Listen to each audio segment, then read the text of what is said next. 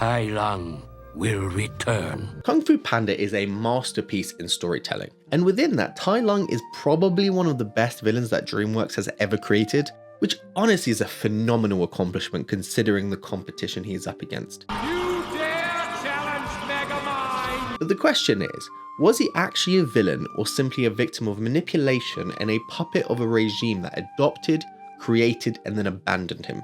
Look, I know the movie purposely made him complex. This isn't exactly a secret. I'm not blowing your mind right now. But I think people don't actually realize how deep the rabbit hole goes. Now I'm gonna say something controversial, so don't click off. If we're being real, they should have given him the Dragon Scroll. I said what I said. Oogway is a troll and Shifu was weak. I know that is a crazy statement. Am I being hyperbolic? I mean, yeah, of course, I'm an entertainer, I'm a YouTuber. But honestly, give me until the end of this video and I feel I will be able to change your perspective on the whole movie. Once I explain, it will be obvious why they should have given him the Dragon Scroll. But we will come back to that. Let's start with Tai Lung's backstory. Tai Lung was adopted by Shifu and when the boy showed talent in Kung Fu, Shifu trained him.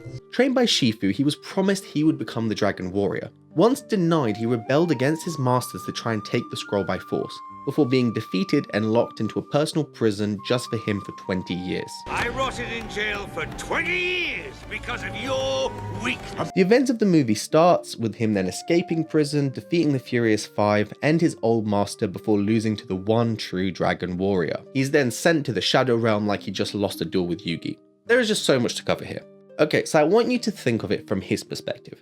Your dad is the greatest Kung Fu master in the country, and he is telling you that it is your destiny to get the Dragon Scroll. You knew I was the Dragon Warrior. You always knew. You train like there is no tomorrow, because you cannot only rely on nepotism. Only for an old turtle to tell you, nah, you evil, bro. Okay, now here's my question. You are telling me at no point did Oogway meet Tai Lung and be like, yo, you need therapy as soon as possible. Relax, have a Kit Kat. For literal years, he watched Shifu egg him on and turn him into basically a machine of destruction. Aside from Tai Lung, Oogway never thought to mention it to Shifu. What, whenever Tai Lung comes up in conversation, he starts talking about peaches and rainbows. I'm so excited for my son to be the Dragon Warrior someday, he is training so hard. Ah, yeah. But did you know that there are over 300 variations of peaches? Isn't that nice? I hope that fact keeps you warm at night when your son is in prison. In reality, we saw that Oogway gives out advice to people that he feels needs it, specifically Shifu and Po. You are too concerned with what was and what will be. Po was there for a week and he got more motivational guru lectures than the adopted child of his oldest friend. Perhaps, just perhaps, the best time to dull out some of that Pinterest wisdom would have been when Tai Lung is literally watching his whole life crumble in front of him. Ashes to ashes, dust to dust. Just a little bit more information than no, a little head shake and there's the door. Can't wait to see what your Villanera looks like. I bet you it's sick. And it was. But then Shifu just accepts that his son is evil. Like, well, I guess my love for you blinded me to what a piece of garbage you are. Obviously, Shifu is mostly to blame for this part. By turning his back on Tai Lung in that moment, he sort of reinforced the idea that unless Tai Lung is the Dragon Warrior, he is literally nothing. Unworthy of even the love of his father, which must have hit extra hard considering in essence Tai Lung is an orphan. But Oogway should also take some of the blame because he is the decision maker and there should have been a conversation before that. Like, darkness in your heart. Like, what does that even mean? And here we have the nature versus nurture debate. There is an interesting way of looking at the quote about the peach tree. But no matter what you do, that seed will grow to be a peach tree. I know it is designed to show Shifu that you can't control everything, but it weirdly fits into my point of view. Just be clear, I'm not saying they intended this. I'm saying it's an interesting way of looking at this scene in retrospect. So I don't want anyone in my comments calling me a gaslighter or a dumbass. I know that's not what the scene is about, just open your mind. In essence, Oogway is saying that things are what they are. No matter what you do, a peach seed will create a peach tree. It doesn't matter how you raise it, a tiger can't change its stripes. Maybe, just maybe, Oogway saw Tai Lung as a cherry tree and was like, I hate cherries, I'm allergic to them. No point wasting my time on him. Let Shifu have his fun until I mentally destroy the boy. Basically what I'm saying here is Oogway is a judgmental queen and potentially a bit racist. But this nicely moves us into the more obvious nurture debate. The most likely case is that you guys created a weapon, loaded it up, and then shamed it for being dangerous. That is the obvious takeaway from the movie. Not exactly a hidden message I noticed after reading the ancient scrolls. But here is the real kicker. I previously said that they should have given Tai Lung the Dragon Scroll. And I said what I said. I stand on business. Do you know why? Very simple. Because it's blank. Tai Lung literally looks at the Dragon Scroll in the movie and nothing happens. What is the Dragon Scroll? The Dragon Scroll, in essence, is a life lesson that you don't need to be an invincible personification of power, just to believe in yourself, your own abilities, and to look inwards to find your own inner strength. Do you know who could have used that life lesson more than anyone? Tai Lung. Yes, I know the story was designed for Po to accept himself as he is. I thought it was a beautiful conclusion to his arc. But the scroll would have worked for Tai Lung just as well, but from a different perspective. With Po, the focus was that he needed to trust his own kung fu, that the power was inside him all along. Tai Lung, on the other hand, knows he has the power. He knows he's the GOAT. So that lesson wouldn't really apply to him. But a different lesson can be learnt. That in essence, he is enough as he is. That he should stop chasing external validation or a shallow dream installed into him by an overzealous father figure. Inner peace is such a big focus of the movies, and this could have been the start of his journey to get it. To be clear, I'm not saying make him the Dragon Warrior. The two things do not need to coexist, as we saw in Kung Fu Panda 4. I mean, Shifu looks at the Dragon Scroll and he's not exactly the Dragon Warrior now, is he? The real question is, would Tai Lung have gone on a rampage anyway? Maybe, but maybe not. At the end of the day, he was going crazy. So by showing him the Dragon Scroll, there is really nothing to lose and everything to gain. Worst case scenario, throwing his ass in prison anyway, and he wasn't exactly having a lot of conversations in there. At the very least though, he wouldn't have felt betrayed by Shifu, which if we look at the scene, that betrayal is what really threw him over the edge. The person he loved most, metaphorically and literally turning his back on him. I mean, really look at his motive. He wanted the Dragon Scroll. That is it. There was no evil monologue about using the power to take over China or dominate the world. In reality, he just wanted what he felt was due to him, and honestly, I don't blame the man. Who filled my head with dreams? Who drove me to train until my bones cracked? Yes, I understand he's not entitled to the Dragon Scroll, but considering everything Shifu and Oogway put him through, I feel like he is entitled to a bit of understanding, a bit of mercy in that moment. The Dragon Scroll was the end-all of his plan, and we have to ask, if that goal was removed, what would he have become? And the thing is, Oogway knew what the scroll was. He wrote the damn thing. Well, it's blank, so he didn't write. Write's not the right word. He created the legend. He spread the propaganda. So he knew that what he was protecting, for all intents and purposes, was a fancy mirror. Kind of a dick move. Now, obviously, you're probably watching this and being like, Tai Lung hurt a lot of people during his rebellion.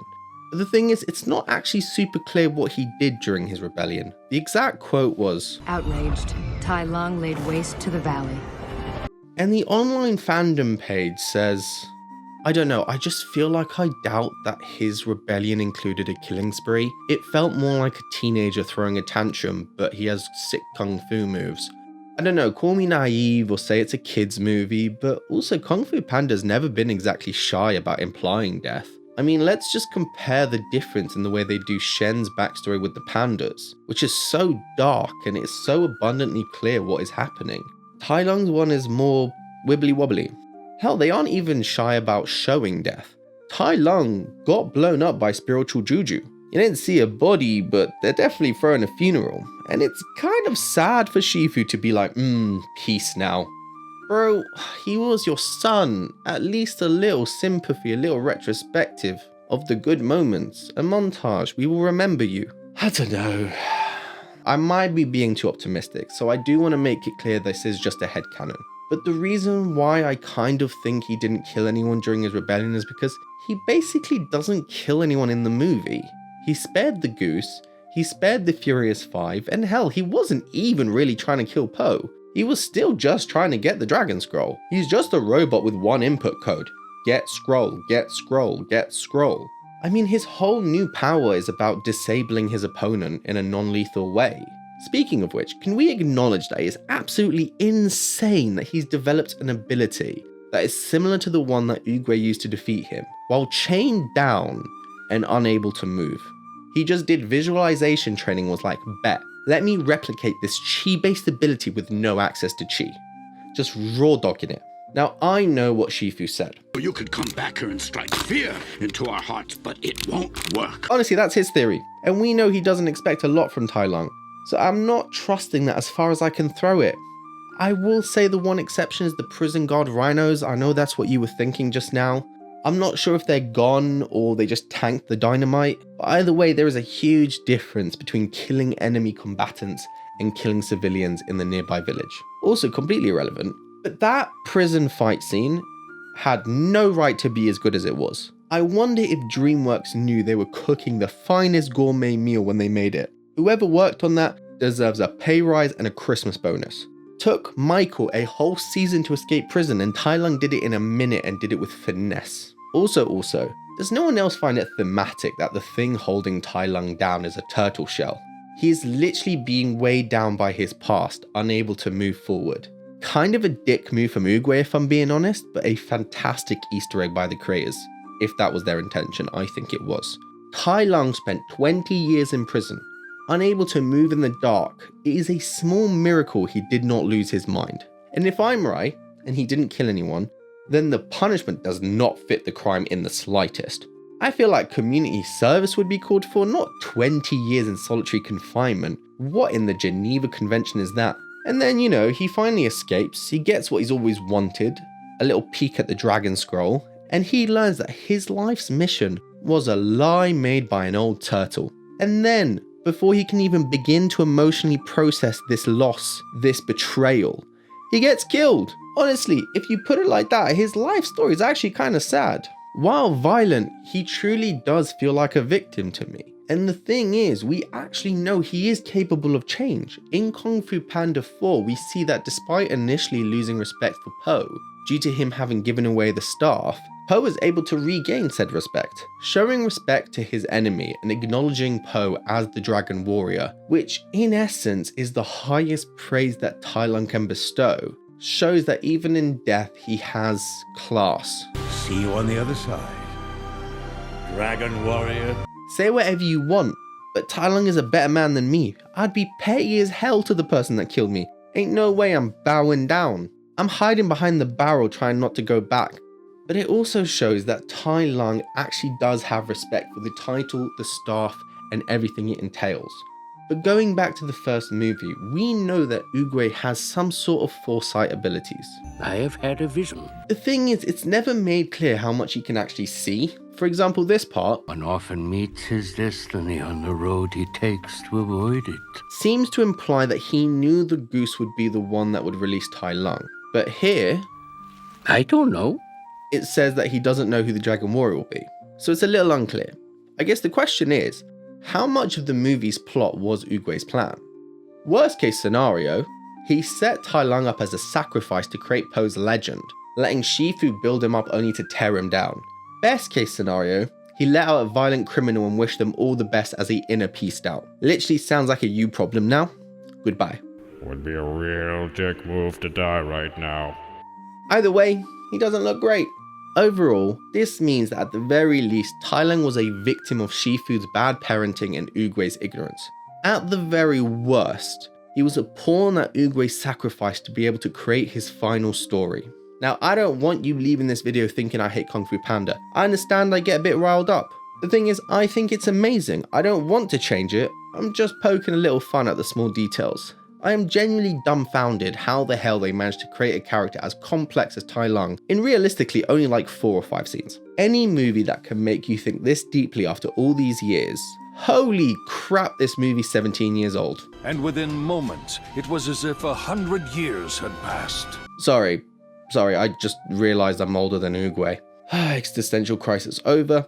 To be honest, I might be biased because Tai Lung is just so cool. A snow leopard who can use gentle fist. Bro, this character was made for me. But I do feel like I've made some valid points. I kind of want to do a separate video on Oogway because honestly, Kung Fu Panda is so much funnier if you think of Oogway as being a secret villain. So it should make for an hilarious video. a 1,000-year-old scam artist who trolls everyone around him because he's been alive for so long he just needs entertainment. My ADHD ass would never put up with this part. I don't know. I think if this video hits 1,000 likes, then I'll make the Oogway video. So if that sounds like your vibe, don't forget to comment, like, and most importantly, subscribe. Let me know what you think. Am I missing anything, or do you think I'm off my nutter? The answer is probably both. It's usually both. Either way, I think that is enough for now. Thank you for watching. Click on the screen to check out my other amazing videos. I promise you won't regret it. Otherwise, have a great day and see you in the next video.